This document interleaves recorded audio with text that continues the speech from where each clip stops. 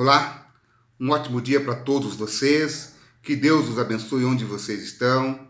E antes de nós começarmos aqui o estudo do capítulo 6 do livro de Provérbios, convido você a compartilhar essa mensagem com os seus amigos, para que todos possam ter o privilégio de conhecer a palavra de esperança que hoje Deus tem reservado para cada um de nós. Antes de nós começarmos o estudo do capítulo 6 do livro de Provérbios, convido você a uma rápida oração. Pai, que habita nas alturas dos céus, louvado e exaltado seja o teu santo nome. Muito obrigado, Senhor Deus, pelo amanhecer de mais um dia, que o Senhor possa nos abençoar e possa nos dar agora um ótimo estudo, em nome de Jesus. Amém.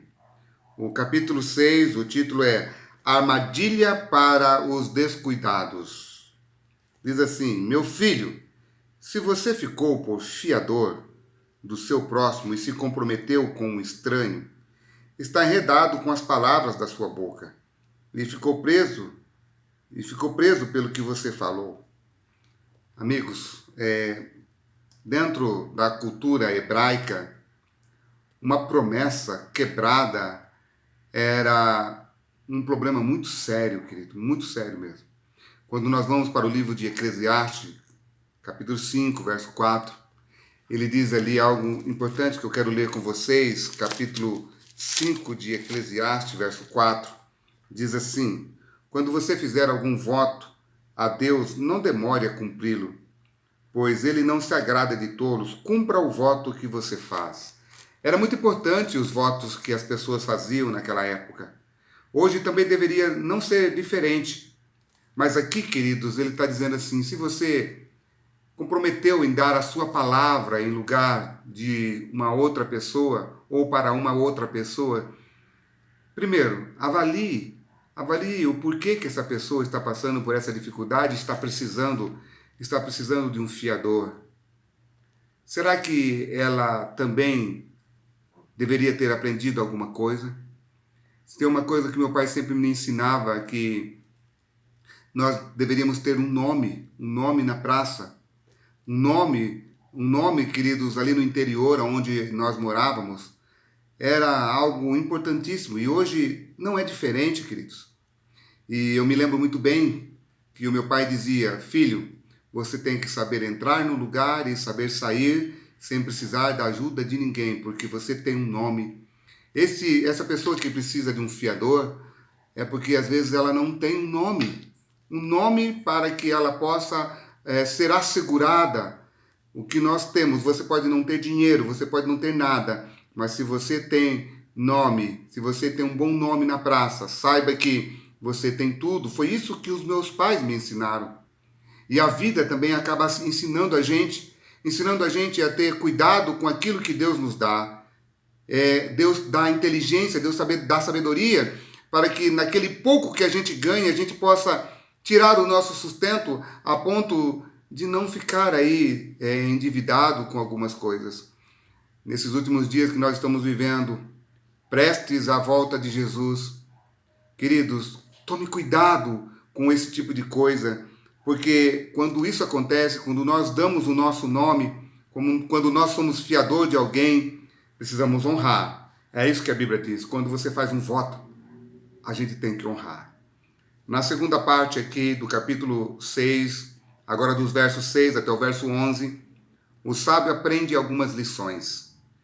Vai ter com a formiga, ó preguiçoso, observe os caminhos dela e seja sábio. Ela não tem chefe, ela não tem oficial, ela não tem comandante. No verão ela prepara a sua comida e no tempo da colheita junta o seu mantimento. Ó preguiçoso, até quando vai ficar deitado? Quando se levantará do seu sono? Outra coisa, queridos, que a gente tem que aprender desde pequeno com os nossos pais é saber dar valor a um trabalho. Você sabia, queridos, que o trabalho é uma bênção de Deus? O trabalho não é uma maldição, ao contrário, é uma bênção, ela dignifica o homem. Quando o homem ele não tem sustento, ou ele não traz o sustento para casa, esse homem deveria se sentir mal. Sabe por quê, queridos? Porque é um dever do homem sair todo dia e ganhar o seu sustento e trazer para casa. Agora entenda que se ele se tornou um preguiçoso, A Bíblia está dizendo, você precisa tomar conselhos com a natureza, conselhos com um animal tão pequeno que é a formiga. Ela não tem quem fica cutucando ela, dizendo para ela o que ela deve fazer. Ela não tem chefe nenhum falando, olha, vai isso, faz aquilo. Não, ela vai lá e faz. E ela ajunta para os momentos ou para os problemas que vão acontecer. Ela não passa por crises. Por que ela não passa por crises? Porque no momento que ela deveria estar trabalhando, ela está juntando em celeiros, ou seja, ela não está desperdiçando os seus recursos. Querido amigo, será que não está na hora de nós aprendermos algumas lições com essa pandemia? Será que não está na hora de nós entendermos que precisamos gastar o dinheiro de Deus da maneira correta? Deus nos dá, queridos, 90% de tudo, de tudo, de tudo. E Ele só pede 10%. Quando Ele te pede 10%, na verdade, Ele é dono de tudo, Ele é dono de 100%, e Ele pede apenas 10%.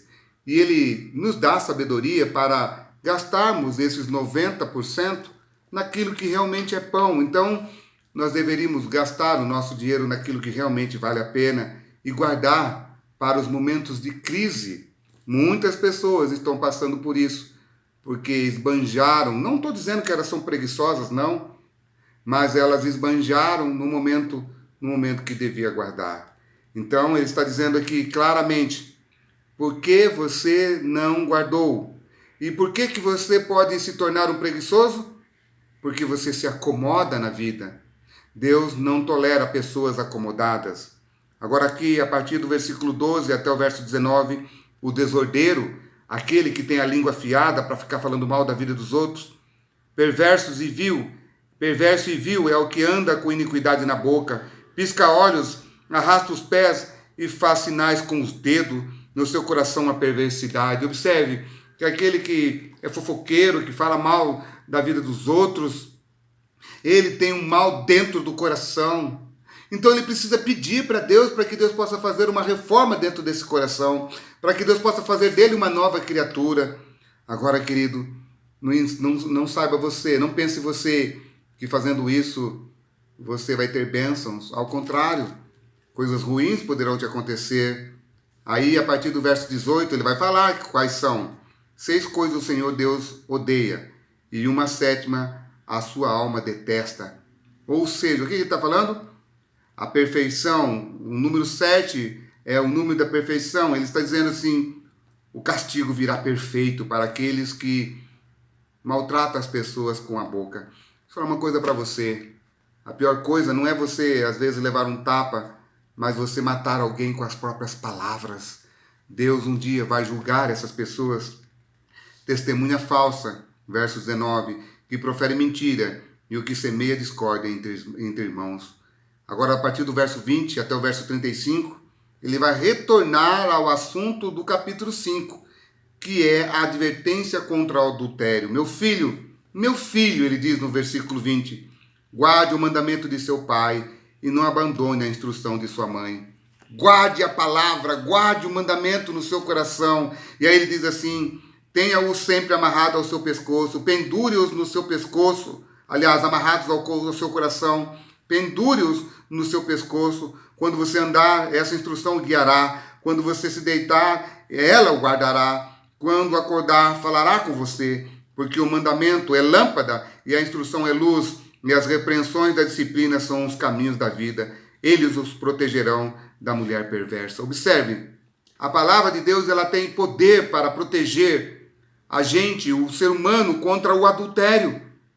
A palavra de Deus tem poder para nos prevenir contra as crises. A palavra de Deus tem poder de nos prevenir contra o mal da preguiça. A palavra de Deus tem poder de nos prevenir, principalmente do adultério. Querido amigo, a palavra de Deus tem que estar sempre na sua mente, no seu coração. Quando alguma coisa errada viermos fazer, a palavra de Deus vai nos acusar, mas para isso precisamos sentar e estudar a palavra de Deus. Tire um tempinho da sua vida, tire um tempinho do seu tempo aí, sente um minutinho, pegue a palavra de Deus para que juntos, todos os dias, possamos aprender um pouquinho mais sobre esse Deus maravilhoso. Porque, queridos, A palavra do Senhor é lâmpada para os nossos pés e luz para os nossos caminhos. Salmo 119, verso 105. Porque o mandamento é lâmpada, ele diz, e a instrução é luz. Ah, queridos, mas quem comete adultério, a partir do verso 32, ele diz, quem comete adultério não tem juízo, só mesmo quem quer arruinar-se é que pratica tal coisa. Sabe, querido amigo, quando há um adultério dentro de um relacionamento, isso vai trazer traços de maldade para um bom tempo na vida dessa pessoa. Aquela parte que foi lesionada, que foi ferida, às vezes ela não vai ter coragem de perdoar. E o outro, às vezes, não vai ter coragem de confessar. Mas entenda, o adultério dentro de um relacionamento, ele causa um dano muito grande, muito grande. Às vezes vai causar dano não só, aliás, às vezes não vai causar dano só numa família, vai causar dano em duas famílias. Filhos vão ficar doentes, mulher, o marido vai ficar doente, duas famílias vão ficar com problemas muito sérios. Querido amigo, não é pecado nenhum você olhar para uma mulher bonita ou para um homem bonito. Não é pecado você olhar uma vez para um homem ou para uma mulher bonita. O pecado é quando você fica olhando sempre. Sempre os seus olhos vão ficar olhando para aquela mulher. Desvie o seu olhar. Olhar uma vez não é pecado, mas olhar 2, 3 vezes é pecado, querido amigo. Então entenda que o pecado ele começa dos olhos, ele vem dentro dos seus olhos e vai parar na sua mente. Por isso que Jesus diz claramente que esse pecado, queridos, ele começa dentro do coração do ser humano e depois ele vai para a prática. Então, o adultério, queridos, ele causa um dano muito terrível e às vezes vai causar um dano pelo resto da vida. Querido amigo, guarde a palavra do Senhor dentro do seu coração para não pecar contra ele. Guarde a palavra dentro do seu coração para que você possa fazer bem aos recursos que Deus te deixa. Guarde a palavra de Deus no seu coração para você ser guiado pela palavra do Senhor. Que Deus te abençoe e te guarde e que você tenha um ótimo dia. Guarde a palavra de Deus no seu coração para não pecar contra ele. Que Deus te abençoe e te guarde em nome de Jesus. Amém.